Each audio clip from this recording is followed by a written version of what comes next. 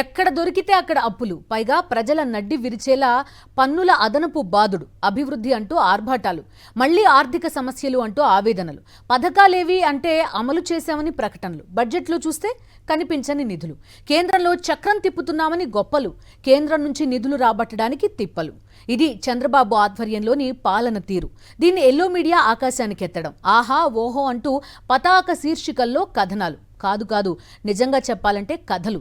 కాశీ మజిలీ కథల్ని తలపించే చంద్రబాబు పాలనపై సీనియర్ జర్నలిస్ట్ కేఎస్ఆర్ కామెంట్ చూద్దాం. ఆంధ్రప్రదేశ్లో ఆర్థిక పరిస్థితి బాగోనట్లా ఏపీ ప్రభుత్వానికి, అలాగే కూటమిని భుజాన వేసుకుని మోస్తున్న ఎల్లో మీడియా, ముఖ్యంగా ఈనాడు, ఆంధ్రజ్యోతి వంటి వాటికి ఒక క్లిష్ట పరిస్థితి ఏర్పడినట్లు అనిపిస్తుంది. ఆర్థిక పరిస్థితి భేషుగ్గా ఉందని చెబితే 2024 ఎన్నికల్లో ఇచ్చిన హామీలను ఎందుకు నెరవేర్చడం లేదన్న ప్రశ్న ప్రజల నుంచి వస్తోంది. ఆర్థిక పరిస్థితి ఇబ్బందికరంగా ఉందంటే ఇదేనా ముఖ్యమంత్రి చంద్రబాబు సీనియారిటీ అని అడుగుతున్నారు. సంపద సృష్టి అన్నది మోసమేనా అన్న విమర్శ జనం నుంచి ఎదురవుతోంది. అందుకే చంద్రబాబు నాయుడు ఒకసారి అంతా ఓకే అని, మరోసారి చాలా కష్టాల్లో ఉన్నామని చెప్పి ప్రజలను గందరగోళం చేసే పనిలో ఉంటున్నారు. ఒకవైపు ఎక్కడ పడితే అక్కడ అప్పులు తెస్తూ రికార్డుల మీద రికార్డులు సృష్టిస్తున్నారు. మరోవైపు ప్రజల నడ్డి విరిగేలా పన్నులు అదనపు బాదుడు బాదుతూనే ఉన్నారు. అధికారులను సైతం నిధులు సరిగా సమీకరించలేకపోతున్నారని చంద్రబాబు విమర్శిస్తుంటారు. ఇంకో సందర్భంలో ఈ 18 నెలల్లో రాష్ట్రాన్ని గట్టెక్కించేశామని ప్రకటిస్తుంటారు. ఆయన పాటలోనే ఎల్లో మీడియా పరస్పర విరుద్ధమైన కథనాలు ఇస్తూ ప్రజలను మభ్యపెట్టడం అనండి, మోసం చేయడం అనండి, ఆ పనిలో నిత్యం నిమగ్నమై ఉంటుంది. కొన్ని వారాల క్రితం నెలజర్లలో ఒక సభలో మాట్లాడుతూ ఖజానా ఖాళీగా ఉందని, అప్పులు పుట్టడం లేదని చంద్రబాబు ప్రకటించారు. తనకు అన్ని హామీలు నెరవేర్చాలని ఉన్నా డబ్బులు లేవని అన్నారు. ఆ తర్వాత కొద్ది రోజులకే గత ఏడాది డిసెంబర్ మొదటి వారంలో ఆయన ఇచ్చిన ఒక ప్రజెంటేషన్లో ఏపీ జీఎస్టీపీ భేష్ అని, జాతీయ సగటు 8.7% కన్నా అధికంగా వృద్ధి రేటు ఉందని తెలిపారు. 18 నెలల కష్టంతో ఆర్థికానికి ఊపిరి పోశాం అని చంద్రబాబు వ్యాఖ్యానించారు. పనిలో పని ఆవు కథ మాదిరి వైసీపీ విధ్వంసంతో 7 లక్షల కోట్ల జీఎస్డీపీ నష్టం జరిగిందని కూడా ఓ కాకి లెక్క చెప్పేశారు. వైసీపీ పాలనలో 10 లక్షల కోట్లు అప్పు చేశారని జిల్లా కలెక్టర్లు, శాఖాధిపతుల సమావేశంలో అన్నారు. వాస్తవంగా వైసీపీ పాలనలో అప్పు ఎంతో, టీడీపీ హయాంలో అప్పు ఎంతో అధికారులకు తెలియదా? అయినా జనాన్ని మభ్యపెట్టడానికి ఒకే అబద్ధాన్ని పదే వల్లెవేయడం అన్నమాట. డిసెంబర్ 12న మరో అధికారిక సమావేశంలో లక్ష్యం మేరకు ఆదాయం రావడం లేదు, మీదే ఫెయిల్యూర్ అని అధికారులను హెచ్చరించారు. నిధులు ఉన్నా ఎందుకు ఖర్చు చేయరని, పని చేయకపోతే పోస్టింగ్ ఇవ్వను అని కూడా ఆయన అధికారులను బెదిరించారు. జీఎస్డీపీకి తగ్గట్లు ఆదాయం ఎందుకు లేదని ప్రశ్నించారు. అంటే దాని అర్థం ప్రభుత్వ లెక్కలు ప్రజలను మాయ చేయడానికే అన్న భావన వస్తుంది కదా. అదే సమయంలో మళ్ళీ 18 నెలల్లో రాష్ట్రాన్ని పట్టాలెక్కించామని, ఇంకా స్పీడ్ పెంచాలని, 70 కొత్త పథకాలను అమల్లోకి తెచ్చామని చంద్రబాబు అన్నారని ఎల్లో మీడియా ప్రముఖంగా ప్రచారం చేసింది. చిత్రంగా డిసెంబర్ 18న అందుకు భిన్నమైన ప్రకటన చేశారు.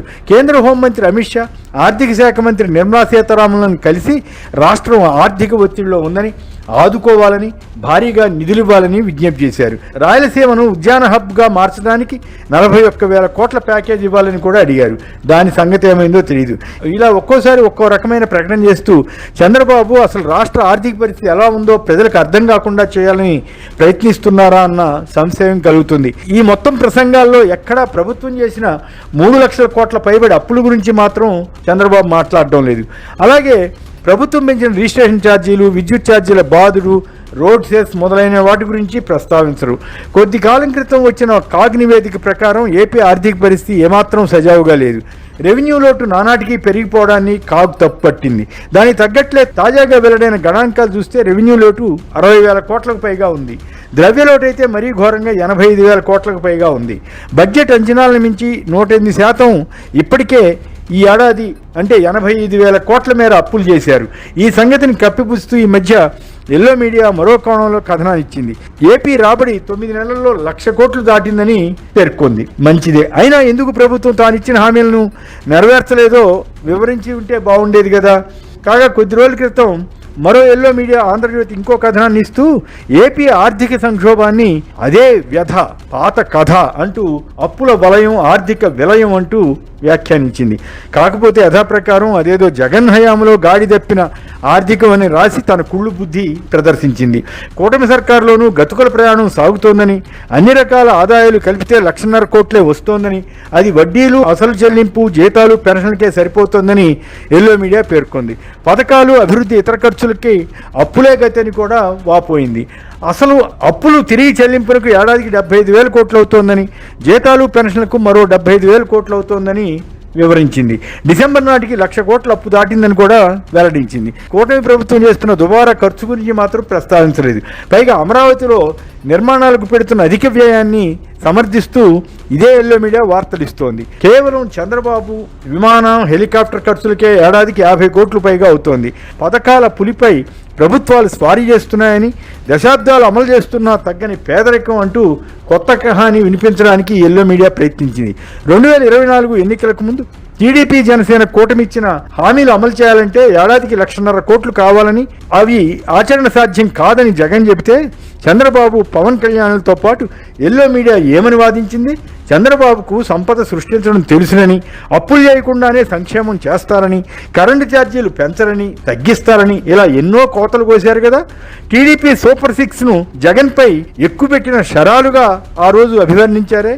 అంతే తప్ప ఏపీ ప్రజలను టీడీపీ, జనసేన నేతలు మాయదారి మాటలతో మోసం చేస్తున్నారని ఆనాడు, ఈనాడు కానీ, ఆంధ్రజ్యోతి కానీ రాయలేదే. తీరా అధికారం వచ్చేసింది కనుక ఇప్పుడు ఏమి చేసినా, ఏ స్టోరీ చెప్పినా చెల్లుబాటు అవుతుందనా? మరోవైపు సూపర్ 6 సూపర్ హిట్ చేసేసామని బొంకుతున్నారా లేదా? ఆడబిడ్డ నిధి కింద నెలకు 1,500 రూపాయల చొప్పున ప్రతి మహిళకు ఇస్తామని చెప్పారా లేదా? నిరుద్యోగ భృతి కింద నెలకు 3,000 రూపాయలు ఇచ్చారా? ఇలా అనేక వాగ్దానాలకు ఎగనామం పెడుతూ అంతా హిట్ అని ప్రచారం చేస్తే సరిపోతుందా?